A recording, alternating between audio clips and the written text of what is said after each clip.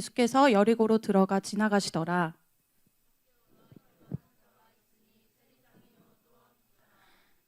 그가 예수께서 어떠한 사람인가 하여 보고자 하되 키가 작고 사람이 많아 할 수 없어.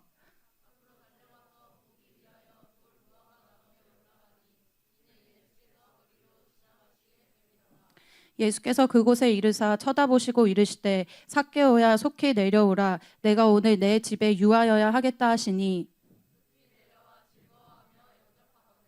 뭇사람이 보고 수군거려 이르되 저가 죄인의 집에 유하러 들어갔도다 하더라.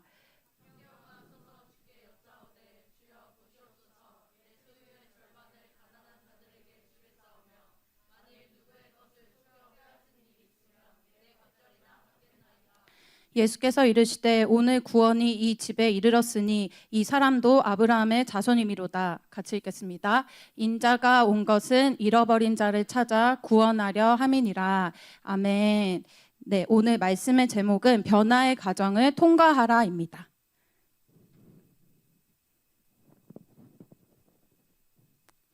요즘 시대는 코로나로 인해서 가상 디지털 세계, 가상 디지털 화폐 이런 것이 점점 새로운 유행으로 번지고 있습니다. 메타버스가 그중에 큰 획을 긋고 있는 것 중에 하나인데요. 가상의 아바타로 이 가상 세계에 접속해서 많은 활동을 할 수 있게 하는 것이 메타버스입니다. 가상 현실 세계를 얘기하는 거죠. 코로나 때문에 대면 오프라인 활동이 점점 줄어들게 되면서 온 세계와 또 기업들이 이 메타버스 사업에 많이 뛰어들게 됐습니다. 그래서 많은 대학들도 이 입학식이나 축제가 대면으로 불가능하니까 이런 입학식, 축제, 신입생 환영회 이런 것들을 메타버스로 많이 진행을 했었습니다. 근데 메타버스의 치명적인 약점은 사람들이 별로 노력하지 않고도 사람을 만나고 관계를 맺고 오프라인에 비해서 노력이나 힘을 크게 들이지 않고 가상 현실 속에서 어떤 활동을 할 수 있다는 겁니다. 말 그대로 가상 현실 세계이기 때문에 크게 어떤 노력하지 않고 뭔가 활동을 하고 내가 뭔가를 이뤄낼 수 있는 공간이 메타버스죠. 사실 노력 없이 무언가를 이루어낸다는 게 힘든 것이 만물의 이치인데 메타버스에서는 손 하나 까딱하면 내가 다른 세계에 갈 수도 있고 손 하나 클릭 한번 하면 내가 슈퍼맨과 같은 능력을 가지고 내가 많은 것을 이루어낼 수 있는 것이 가상 현실 세계입니다. 그래서 이런 어떤 만물의 이치, 노력하지 않고 뭔가를 얻어내는 건 힘들다. 이 어떤 세상의 이치를 이런 원리를 가르칠 수 없게 되죠. 이것이 사회적으로도 또 영적으로도 문제가 된다고 생각합니다. 성경에서는 망대를 짓고자 하면 값을 지불할 것을 계산하라고 분명히 말씀하고 있습니다. 어떤 것을 건축하고 어떤 것을 이루어내기까지 그것에 준공하기까지에 들어갈 값을 지불할 것을 계산하지 않으면 망대를 능히 짓지 못한다고 예수님 분명히 말씀을 하셨죠. 즉 변화를 위해서는 어떤 열매를 위해서는 값지불이 필요하다는 것을 예수님이 계속 성경에서 강조를 하셨습니다. 무언가 좋은 걸 얻기 위해서 그에 따르는 희생, 그에 따르는 값지불이 따라온다는 것을 의미하죠. 머릿속으로만 가상 현실에서 내가 원하는 것을 얻기 위해서 손 하나 까딱 하는 그걸로는 실제 삶에서 뭔가 변화가 일어나지 않는다는 것을 우리가 알아야 됩니다. 성경에서 예수님을 만난 많은 사람들은 모두 각자 나름의 이런 형편에서 각자 자기의 값지불을 하면서 예수님이 주시는 구원과 치유와 회개와 이런 인생이 변화되는 역사들을 경험을 했습니다. 그 사람들 중에서 오늘 본문을 통해서 오늘 삭개오를 특별히 보기를 원합니다. 삭개오가 자기 인생의 변화를 이루고 아브라함의 자손이 되어지는 이런 인생이 드라마틱하게 변하게 된 이런 삭개오가 통과한 변화의 과정들이 있습니다. 그것을 하나하나 보기 원합니다. 사실 삭개오 말씀은 우리가 너무 잘 아는 말씀이죠. 그래서 뭔가 새가족 초청 예배 때 이렇게 전담 말씀으로 우리가 생각할 수 있는데, 그래서 사실 이 본문은 인간적으로 하고 싶진 않았지만 하나님이 제가 기도하는 가운데 특별히 변화의 관점에 초점을 맞춰서 이 말씀을 나누고자 하는 마음을 주셨습니다. 우리가 현재 교회와 공동체적으로 26주년 이후에 첫사랑을 회복하고 성령의 역사를 회복하는 가운데 있습니다. 이것은 하나님이 우리 교회와 공동체와 개인에 변화를 주시겠다고 약속을 하셨다는 시즌인 것을 우리가 알 수 있죠. 지난 CHR 때도 특별히 변화를 받으라 이 주제로 변화에 대한 말씀을 많이 말씀하셨습니다. 우리 가운데 주님이 내가 변화를 사모하는 것보다 지금 변화를 우리 가운데 너무 주시고 싶으셔서 지금 작정하신 때라는 것을 알 수 있습니다. 근데 이 변화의 과정 속에서 삭개오처럼 각 단계를 통과하고 내가 값을 지불하면서라도 돌파하기를 원하는 그 사람이 지금 성령의 흐름, 변화를 주시는 그 시즌에 진정한 주인공이 될 거라는 마음을 주셨습니다. 그래서 본문을 보기 전에 먼저 삭개오라는 인물에 대해서 보기를 원합니다. 2절 말씀 한번 띄워주세요. 삭개오라 이름하는 자가 있으니 세리장이요 또한 부자라 이렇게 말씀하고 있습니다. 네, 삭개오에 대한 설명이 나오는데 그가 세리장이고 또 부자라고 말씀하고 있죠. 당시 이스라엘은 로마의 식민 지배 하에서 있었기 때문에 세금을 이 로마에 납부를 해야 됐었습니다. 그래서 세리를 통해서 일반 백성들의 세금을 과도하게 징수해 갔었죠. 그래서 마치 우리가 역사를 생각할 때 일제강점기 친일파 생각하면 지금도 진짜 민족을 배신한 그 극악무도한 민족의 배반자 지금도 혐오하고 극도로 싫어하는 것처럼 당시 사회 분위기가 이 세리를 극도로 혐오하고 배척하는 그런 사회 분위기였습니다. 그 중에 세리 중에 삭개오는 세리장이었다고 말씀하고 있죠. 세리장으로서 성공을 해서 부자라고 하고 있습니다. 삭개오 이름의 뜻이 순수함, 정의로움 이런 뜻이라고 합니다. 이것은 삭개오 이름 뜻부터 그가 순수한 혈통의 유대인이라는 것을 말해주죠. 이것은 삭개오가 하나님 율법이나 말씀이나 하나님에 대해서 잘 아는 그런 환경에서 태어났고 하나님에 대한 지식도 많고 이미 충분히 이 율법에 대해서 알고 있는 사람이었다는 것을 말해줍니다. 이름 뜻부터 순수하고 정결하게, 정의롭게, 유대인답게, 하나님 백성답게 그렇게 살라고 이름이 붙여지고 또 그가 그렇게 태어났는데 삭개오는 이 모든 걸 알고 있었지만 그런 삶을 살지를 못했습니다. 오히려 정반대의 삶을 살았죠. 내가 유대인으로서 삭개오라는 이름 뜻을 가진 사람으로서 이 공동체에서 어떤 삶을 살아야 되는지 내가 사실 다 알고 있음에도 완전히 정반대 삶을 살 수밖에 없었습니다. 내가 어떤 삶을 살아야 하는지 다 알고 있음에도 그렇게 살 실제적인 능력이 없는 것이죠. 이름은 아주 거룩하고 내가 태어난 태생도 거룩하고 주님께 받은 것은 삭개오라는 이름처럼 순수하고 정결하고 좋은 것들 뿐입니다. 근데 삭개오 실제 삶이 그렇지가 않은 것이죠. 우리가 세상에 속한 것들에 매여서 세상 죄에 우리가 넘어지게 될 때 이 돈과 명예와 인정과 세상 야망과 성공과 식탐과 이런 세상 풍조에 우리가 자꾸 매이는 삶을 하루하루 살게 될 때 어느새 삭개오가 세리장이 되어 버렸던 것처럼 어느새 내 삶이 하나님과 정반대되는 삶을 살게 되는 것이죠.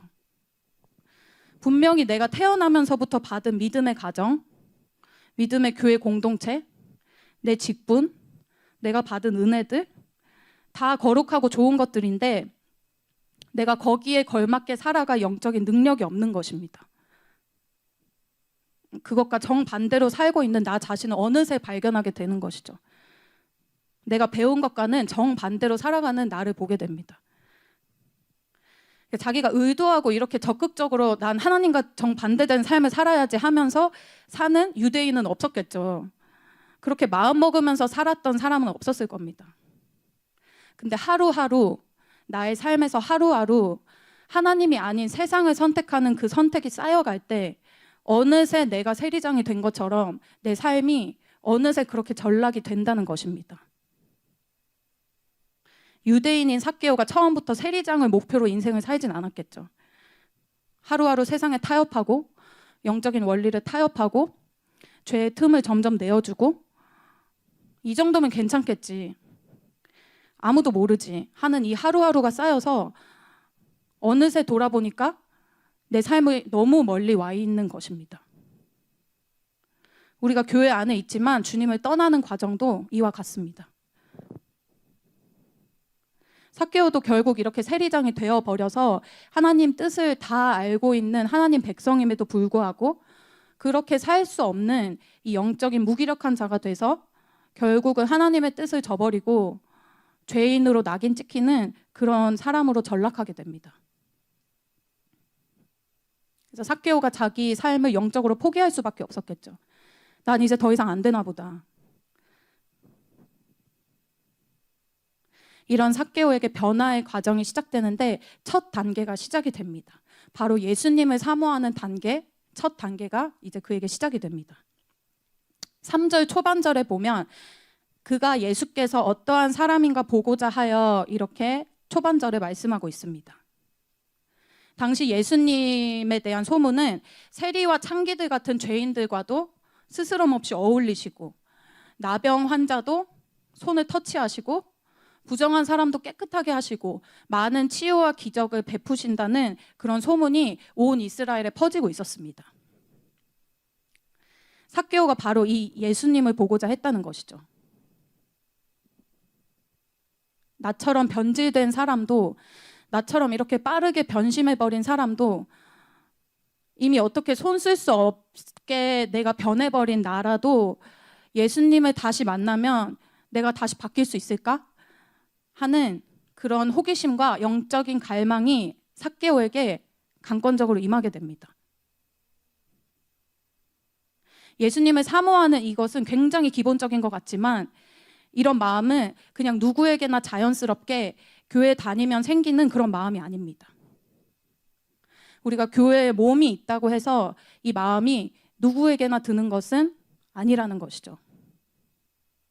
어떠한 사람에게 이런 마음이 그럼 들게 될까요? 자기의 삶, 지금 내 모습을 생각할 때 염증을 느끼는 사람, 근데 괴로움이 이제 느껴지는 그 사람이 예수님을 사모하게 되어 있습니다. 내 삶에 만족하는 사람, 내 삶이 이 정도 수준이면 괜찮고 이 정도 신앙이면 족하고 내가 이 정도 은혜 받으면 됐지, 이런 사람은 예수님을 찾지는 않습니다. 즉 예수님을 사모하는 마음은 없습니다.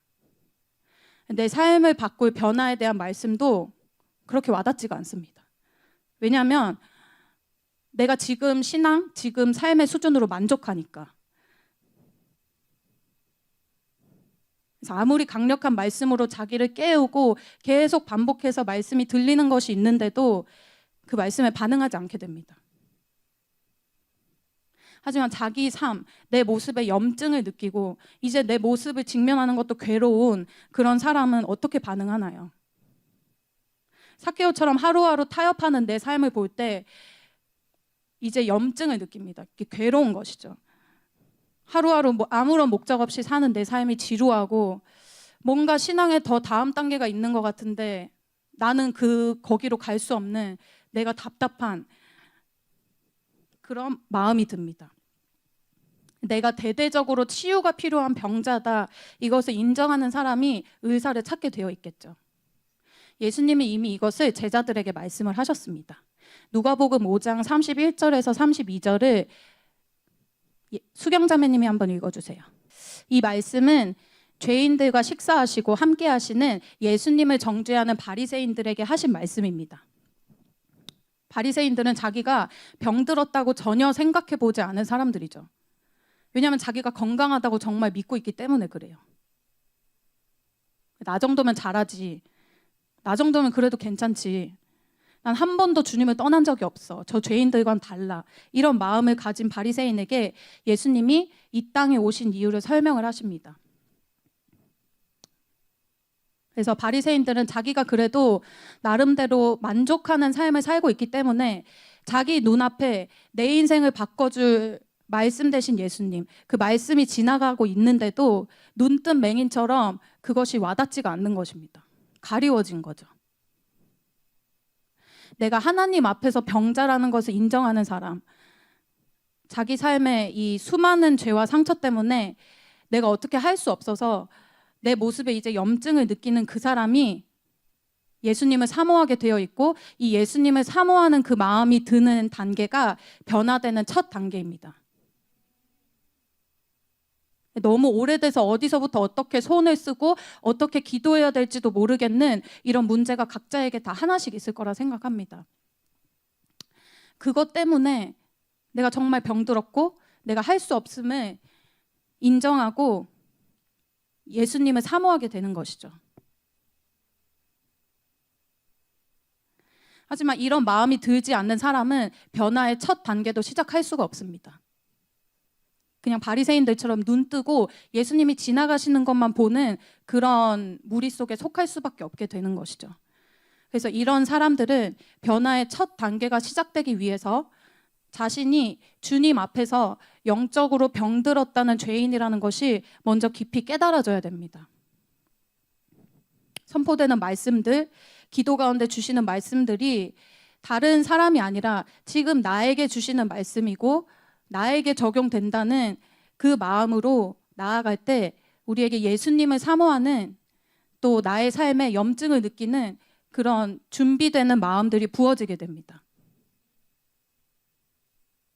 내가 영적으로 병자라는 것이 느껴지지 않을 때 예수님이 좋은 분이기는 하지만 이 누가복음 말씀처럼 별로 쓸데가 없게 되는 거죠. 가치가 없게 느껴집니다. 그래서 예수님을 위해 뭔가 하나 포기하는 것이 너무 어려운 것이죠. 왜냐하면 예수님이 나의 삶에 크게 가치가 있지 않기 때문에 그렇습니다. 그래서 나의 삶의 이 정도 수준에 만족하는 이 마음을 깨뜨려야 변화의 첫 단계가 시작이 되고 내 삶에 예수님을 갈망하는 마음이 부어집니다. 그래서 우리가 영적으로 병들고 죄인이라는 이것이 언제 깨달아지나요? 말씀이 영으로 들릴 때 그것이 깊이 깨달아집니다. 저도 지금까지 인생에 굵직굵직한 인생의 변화를 경험했을 때, 영적인 변화를 경험했을 때는 다 그때 그 주에 그 시간에 선포되는 예배 말씀 한마디가 정말 그것이 나의 양떼들이나 뭐 내 가정이나 옆에 다른 동역자에게 주시는 말씀이 아니라 정말 하나님 지금 나에게 말씀하시는구나 이렇게 들려질 때 깊이 회개가 터지고 막 마음이 너무 애통하고 내가 죽을 죄를 지었구나, 내가 정말 병들었구나, 내가 어떻게 손 쓸 수가 없구나 나를, 이것이 인정이 되는 그런 영적인 변화들이 있었습니다. 그때 그 예배 때 죄를 막 토설하고 회개하면서 축사가 일어나고 말씀 한 번으로 내 안에 내가 회피하고 싶었던 그런 문제들이 다 빛 가운데 막 토설되고 끄집어 나오고 이런 것을 경험을 했었습니다. 그래서 그런 굵직굵직한 영적인 변화를 통해서 제 삶에 실제적인 변화가 일어나기 시작했어요. 내가 가질 수 없는 하나님에 대한 마음들이 들어오고 헌신에 대한 마음이 들어오고 새롭게 살아야겠다 이런 마음들이 주님이 주시는 것을 경험을 했습니다. 그래서 우리가 말씀을 통해서 우리가 병들었다는 것이 깊이 깨닫고 알게 하시고 의사 되신 예수님은 그것을 수술하십니다. 회개를 통해서 우리를 영적으로 수술하시죠. 깊이 감춰두고 눌러놨던 그것을 쪼개고 드러내고 째서 수술하시고 그것을 결국 온전하게 하십니다. 그래서 내가 영적으로 병든 자라는 것이 깨닫지 못하도록 말씀을 못 듣게 특별히 방해하는 것들, 말씀의 자리로 나오지 못하게 하는 어떤 방해들, 내 마음을 부하게 하고 말씀이 안 들리도록 나를 채우는 것들, 그것을 한 번은 끊고 갑집을 할 때 한 번의 말씀이 영으로 들리면서 이러한 역사들을 여러분들 체험하시는 이번 시즌 될 것을 믿고 선포합니다. 네, 두 번째는 한계를 돌파하는 단계입니다. 이 예수님을 사모하는 첫 번째 단계에서는 어떤 우리의 적극적인 액션이 별로 필요하진 않습니다. 말 그대로 예수님을 사모하고 내 마음이 준비되는 단계이기 때문에 그렇죠. 하지만 준비 단계만으로는 뭔가 내 삶에 실제적인 변화가 일어나진 않습니다. 준비 이후에 실제로 우리 편에서 액션을 취하고 행동해야 되는 단계가 분명히 오게 됩니다. 바로 한계를 돌파하는 단계라고 할 수 있습니다. 이것은 방해를 돌파하고 뚫어내는 단계입니다. 호사다마라는 이런 속담이 있는 것처럼 꼭 좋은 일이 있으려면 안 좋은 일이 반복해서 내 삶에 자꾸 방해가 있습니다. 영적인 세계에서 마찬가지라는 거죠. 우리가 예수님을 사모하고 예수님을 만나기 원하고 내가 새롭게 한번 살아봐야겠다 이런 마음을 가지는 즉시로 사단이 더 잘 알고 모든 상황과 사건과 사람과 감정과 모든 것을 통해서 모든 것을 동원해서 우리의 그 기세를 꺾어 놓습니다. 예수님 사모했던 마음, 그때 가졌던 그 열정, 다시 한번 내가 새롭게 돼봐야겠다 이런 마음들, 하나님 앞에 정한 결단들, 내가 이렇게 주님 해보겠습니다 이런 것도 다 꺾어버리기를 원하죠. 어떻게 하나요? 사단이 각 개인의 내면 속에서 생각과 감정, 내면의 음성으로 그렇게 하고요. 주변의 친구들, 사람들 통해서 그런 말을 듣게 합니다. 너가 그렇게 하는 거 별로 소용없다 이런 메시지를 주죠. 그렇게 해봤자 결국 너 똑같을 거야. 다시 또 똑같이 돌아갈 텐데 왜 굳이 그렇게 오버하면서 해? 라는 생각과 마음과 주변 친구를 통해서 그런 말을 듣게 합니다. 그리고 캠퍼스나 가정이나 어떤 특정 장소에 가면 이상하게 이 예수님 사모하는 마음이 싹 사라집니다. 새롭게 살아보고자 했던 마음들 어디 갔는지 다 증발해버리죠. 바로 사단이 쓰는 방법입니다. 사람과 말과 장소를 통해서 우리의 기세를 꺾어 놓습니다. 특별히 3절 초반에 보면 삭개오는 키가 작았다라고 표현하고 있죠. 성경에서 키가 작았다라고 일부러 기록할 정도면 다른 사람들보다 눈에 띌 정도로 키가 작았다는 거죠. 삭개오가 일부러 키가 작고 싶어서 그렇게 태어난 게 아니겠죠. 이것은 개인에게 있는 타고난 이 선천적인 개인의 한계를 얘기합니다. 나를 생각할 때 나 원래 이런 사람이야. 나 어쩔 수가 없어. 이런 내 타고난 성향과 기질과 이런 것들을 잡고 사단이 공격을 합니다.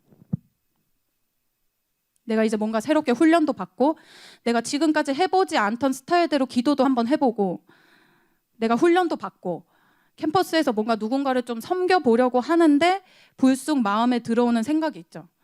아, 나 원래 이런 사람 아닌데, 나 원래 이런 거 싫어하는데 내가 지금 뭐 하고 있는 거지? 이런 이 현타가 오는 듯한 이런 생각과 이런 마음이 들어옵니다. 왜 그럴까요? 이런 타고난 나의 성향과 이 약점을 잡고 사단이 그것을 방해하기 때문에 그렇습니다.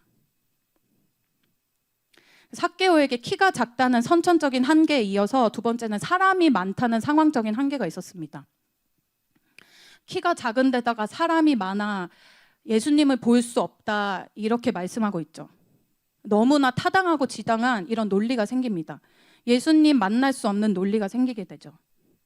내가 가뜩이나 키도 작은데 서러운데 사람들도 너무 많아서 아예 예수님을 볼 수가 없는 것입니다. 많은 사람들이 이 단계에서 포기하게 됩니다. 내가 진짜 이번에는 마음 먹고 기도도 정말 해보고 전도도 도전해보고 MT도 한번 권면해보고 막 새롭게 살아보려고 했는데 내 생각대로 상황이 잘 안 풀리는 것이죠. 다시 잘해봐야겠다 했는데 기도 못할 상황들이 자꾸 발생을 합니다. 이런 상황에서 이렇게 피곤하고 내가 이렇게 상황이 힘든데 어떻게 기도하고 어떻게 말씀대로 할 수 있겠어. 전혀 아닌데 어떻게 해. 상황이 그러니까 어쩔 수가 없어. 난 못해. 이런 마음이 들어오게 하는 것입니다. 이런 상황에서 삭개오가 어떻게 합니까? 4절 말씀. 네, 한번 예진자매님이 읽어보겠습니다. 앞으로 달려나갔다고 말씀하고 있습니다. 키가 작고 사람이 많아서 와글와글한 그런 상황, 이제 안 되겠다 이런 상황에서 삭개오는 거기에 굴하지 않고 앞으로 그 상황을 정면 돌파해버립니다. 앞으로 달려나가버립니다. 더 구체적으로는 돌 무화과 나무에 올라갔다고 말씀하고 있습니다. 지금 내가 예수님이 이제 그리로 지나가시는 것이 막 보이니까 이제 더 이상 머뭇거릴 시간이 없구나. 나 이제 더 이상 이렇게 상황에 또 내 한계에 갇혀서 예수님 지나가시는 거 내가 또 보고만 있을 수가 없겠구나 해서 그냥 그 상황을 정면 돌파해버리는 것입니다. 돌 무화과 나무에 올라가는 거죠. 예수님을 만나면 정말 뭔가 변하지 않을까 하는 그 믿음이 자기 한계를 돌파하게 한 것입니다. 사람에게 어떤 믿음이 정말 들어오게 되면 그 사람이 정말 그런 사람이 아닌데 적극적으로 모험적으로 도전적으로 내가 해보지 않은 것을 도전해보게 되는 그런 창의적인 방법으로 예수님께 나아가게 됩니다. 우리가 믿음이 들어올 때 아주 창의적인 방법으로 주님께 나가게 되죠. 창의적이고 신선한 방법으로 영혼도 돕게 됩니다. 마치 중풍병자를 치유받게 하기 위해서 4명의 친구들이 이제 얘 안 되나 보다. 얘 뭐 일어날 수가 없으니까 예수님께 못 나가지 한 게 아니라 정말 믿음이 들어오면 침상째 그를 달고 내릴 정도로 새로운 어떤 성령이 주시는 그 도전을 하게 된다는 것이죠.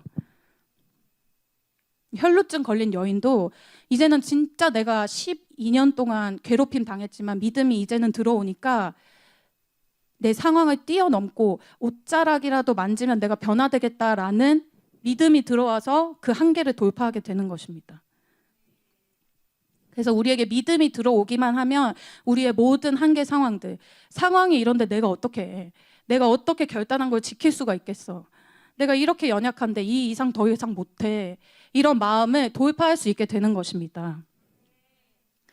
하나님이 처음 주신 약속들, 그 말씀들이 여러분에게 각자 다 있을 겁니다. 그 처음 주신 말씀, 처음 주신 믿음들, 거기로 돌아가서 믿음으로 나의 한계를 돌파하시기를 축복합니다. 마지막으로는 변화를 경험하는 단계입니다. 변화를 실제 경험하는 마지막 단계인데요. 첫 번째는 예수님을 인격적으로 삭개오가 만나게 됩니다. 예수님을 인격적으로 만나는 것이 우리 인생이 변화되는 가장 근본적인 이유라고 할 수 있습니다. 5절과 6절에 혜림 자매님이 한번 읽어주세요. 사람이 너무 많고 부대끼는 그 현장에서 예수님이 자기를 보려고 돌 무화과 나무에까지 올라간 그 삭개오를 쳐다보셨다고 하셨습니다. 이거는 주목했다는 뜻입니다. 그리고 삭개오의 이름을 불러주시죠. 내가 오늘 너의 집에 유하여야 하겠다 하시면서 삭개오만이 그 수많은 사람들 사이에서 예수님의 선택을 받습니다. 그곳에 수많은 사람들이 있어도 예수님을 인격적으로 만나고 예수님께 선택을 받고 예수님께 이름이 불리워지는 한 사람은 삭개오밖에 없었습니다. 다르게 말하면 예수님을 보기 원하고 변화를 정말 원하는 삭개오를 예수님은 이미 아셨고 여리고를 지나가셨던 것이죠. 예수님이 계신 장소에 예수님이 지나다니시는 것을 본 사람들은 정말 성경에 많이 나옵니다. 몇천 명이 되고 몇만 명이 될 수도 있습니다. 하지만 예수님을 인격적으로 만난 사람은 이 현장에서는 죄인 중에 죄인이었던 세리장 삭개오 한 사람밖에 없었습니다. 바리새인들과 수많은 무리들은 그 예수님을 따라도 다니고 예수님을 보고 예수님을 만지고 대화도 하고 하는데 이 삭개오가 만난 것처럼 이 인격적이신 예수님을 만난 경험이 없습니다.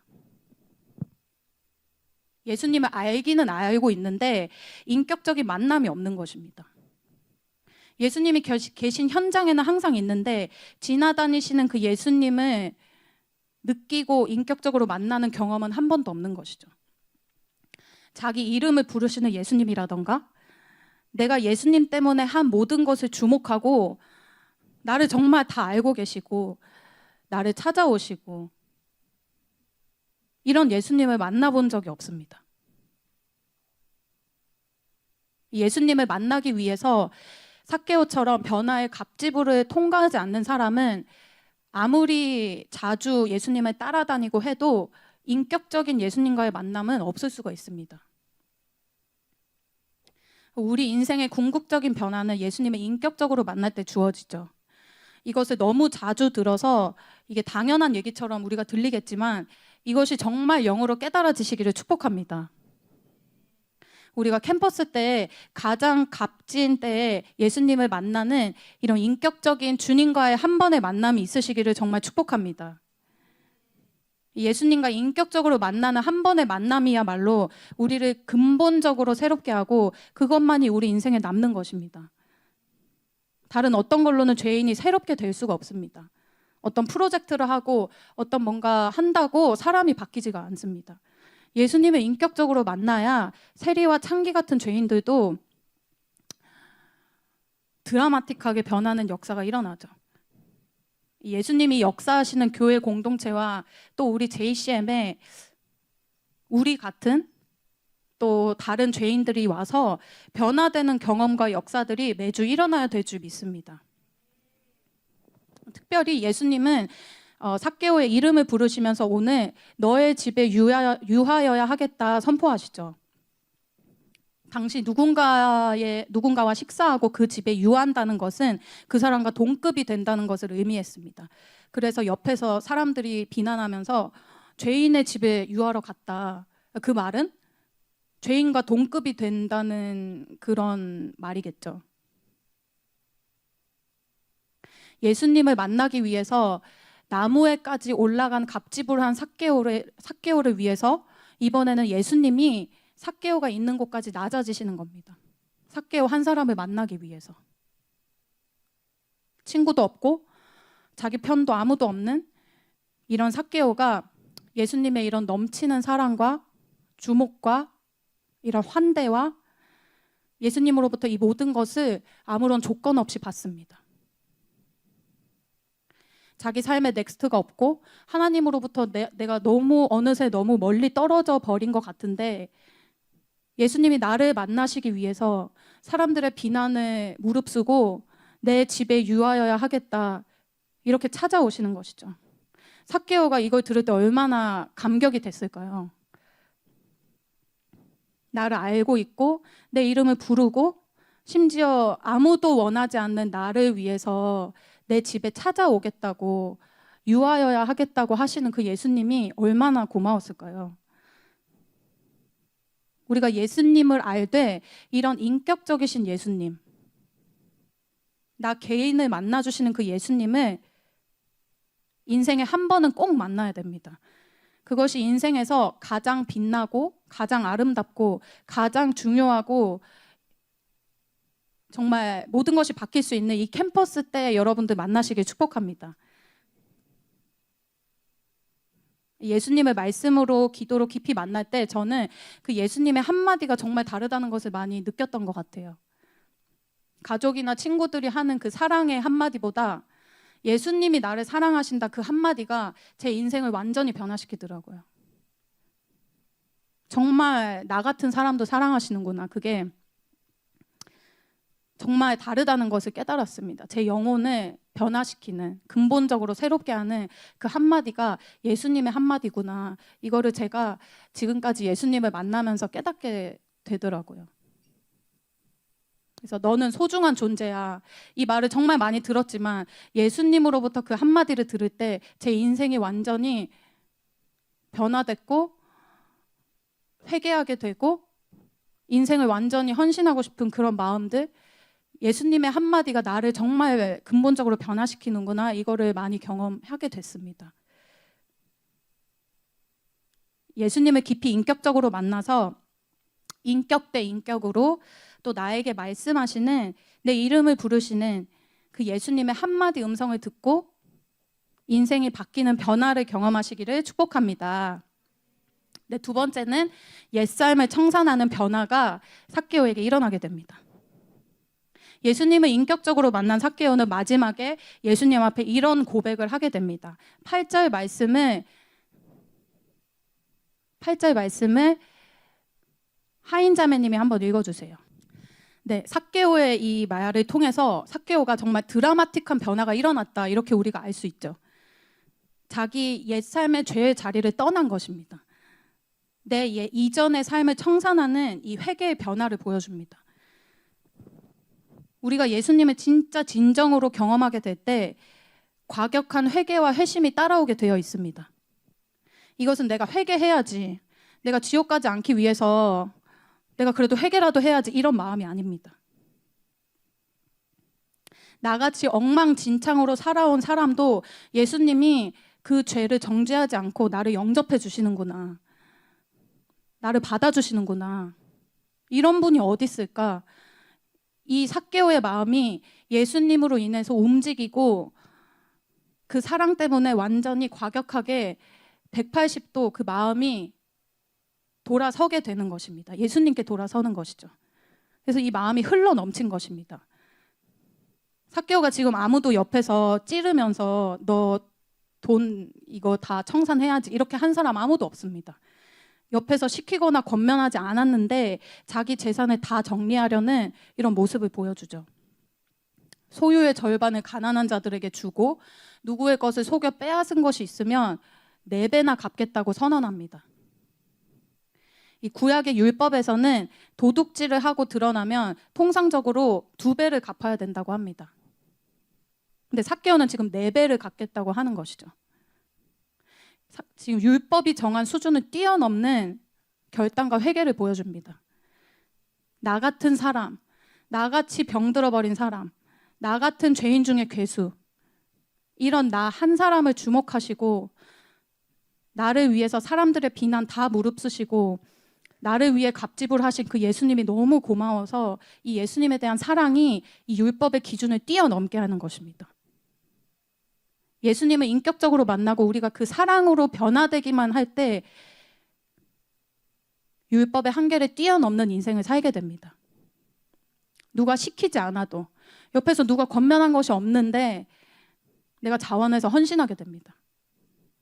이것은 그 당시에 통용되던 율법의 기준, 이 정도면 괜찮지, 이 정도면 이 정도 갚으면 되지 하는 그 수준을 뛰어넘습니다.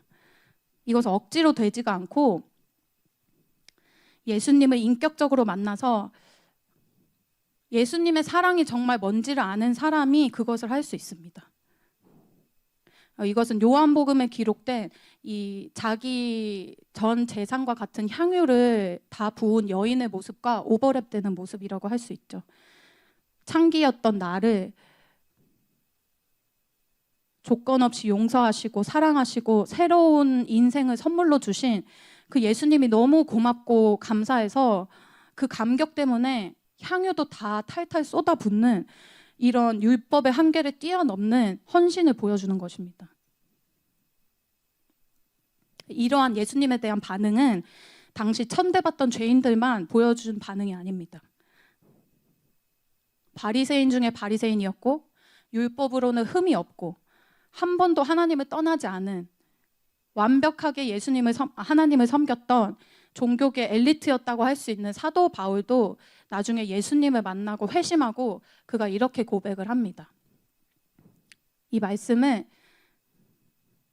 서원 형제님이 한번 읽어주세요. 그 많던 종교 지식이랑 율법으로는 흠이 없고 자부하던 이 사도 바울이 자기 의도 다 해로 여기고 해로 여길 뿐더러 여기 보면 배설물로 여긴다, 이런 변화가 그에게 일어납니다.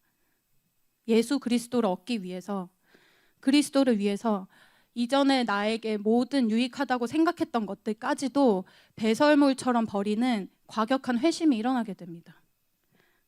이런 과격한 헌신, 과격하게 예수님을 사랑하는 이 영적인 변화, 대대적인 변화가 일어나는 것이죠. 이것이 영적인 병자로서 예수님을 만난 자가 맺는 이 영적인 변화의 마지막 단계라고 할 수 있습니다. 옛삶을 완전히 청산해 버리되 완전히 율법의 기준을 뛰어넘어서 나에게 유익하던 것까지 배설물로 여기는 변화가 그 사람에게 일어나게 되죠. 저도 최근에 CHR 수련회를 통해서 짧은 하루의 시간이었지만 많은 은혜를 받았습니다. 다시 그 예수님의 은혜를 회복하고 강권적인 은혜와 축사를 경험을 하게 되면서 나같이 빨리 변심하고 자주 이 예수님을 실망시켜 드리는 이런 사람에게도 다시 주님이 나에게 기회를 주시는구나, 다시 말씀을 주시는구나, 이게 너무 감사가 되더라고요. 그래서 너무 감사해서 주님께 다 드려야겠다라는 제가 가질 수 없는 마음들이 막 회복이 됐습니다. 겨우겨우 자리를 지키는 차원의 이 신앙이었는데 제가 예수님을 말씀으로 다시 만나게 되니까 제가 가질 수 없는 자원함과 헌신의 마음들이 부어지게 됐습니다. 그래서 저의 20대뿐만이 아니라 30대도, 그리고 저의 삶에서 헌신의 어떤 한계나 나이를 정하지 않고 제 인생 전체를 올려드리는 기도, 산제물로 올려드리는 기도를 계속 하나님이 말씀을 주셔서 그런 기도를 하게 됐었습니다. 그래서 주님이 필요로 하실 때 저를 마음껏 쓰시도록 그런 결단을 하게 하셨어요. 그래서 제 마음에 이제는 졸업도 했고 나도 30대가 되어 가니까 나도 내 인생을 찾아서 나를 위한 신앙, 나를 위해서 자기 개발도 하고 진로 고민도 좀 하고 다음 단계를 위한 시간들을 좀 보내야 하지 않을까, 이런 마음들이 사실 많았습니다. 근데 이게 죄는 아니지만 말씀을 통해서 깨닫게 된 건 내가 예수 그리스도를 얻기 위해서 나에게 유익하던 것들, 이것들을 정말 배설물처럼 버릴 수 있는 변화가 말씀을 통해서 나에게 주어지는구나, 이거를 깨닫게 됐습니다. 그 주님을 위해서 다시 마음을 새롭게 해서 산 제물로 변화가 돼서 나를 올려드려야겠다, 이런 결단하는 마음이 막 강권적으로 부어지더라고요. 우리가 예수님을 만나야 더 많은 것을 더 능력 있게 감당할 수 있게 됩니다. 우리가 예수님을 깊이 만나는 그것을 회복해야 지금 현재 드리고 있는 헌신의 한계, 그 이상의 것을 드릴 수가 있게 됩니다. 율법이 정해놓은 그 기준, 이 정도면 됐지 하는 그 수준, 그 한계를 찍고 그 이상의 것을 주님께 드리고자 하는 그 자원하는 마음이 부어지게 되죠. 그래서 주님을 위해서 이렇게 하는 거 별로 오바한다, 과하다, 이런 생각이 안 드는 그런 변화들이 시작이 됩니다. 네, 결론입니다. 오늘 말씀은 심플합니다. 우리가 한 가지만 기억하면 됩니다. 변화에는 과정이 있는데 그 과정을 통과할 때는 변화를 위한 값지불이 필요하다는 것입니다. 좋은 것을 얻기 위해서는 값을 지불해야 됩니다. 기도하면 좋다는 거 알고 응답도 되고 예수님 만나면 좋다 알지만 값지불하지 않으면 아무런 것이 일어나지 않습니다. 실제 한계와 내 삶에 지금 벌어지는 방해들, 이것들을 정면 돌파하고 삭개오처럼 앞으로 뛰어나가는, 돌 무화과 나무에 올라가는, 그래서 다시 도전하는 값지불이 필요합니다. 그 과정을 통과하기만 하면 우리가 예수님을 인격적으로 만나고 나의 삶을 다시 이제 과격하게 던지고 율법을 뛰어넘는 수준으로 옛 삶을 청산하고 정리하는 새로운 변화가 일어나게 될 줄 믿습니다. 우리가 값지불로 반응하기만 할 때 삭개오 같았던 나의 인생도, 너무 멀리 와버린 것 같은 나의 인생도 진정한 변화를 다시 경험하고 예수님으로 인해서 새로움을 경험하게 될 것을 믿고 선포합니다.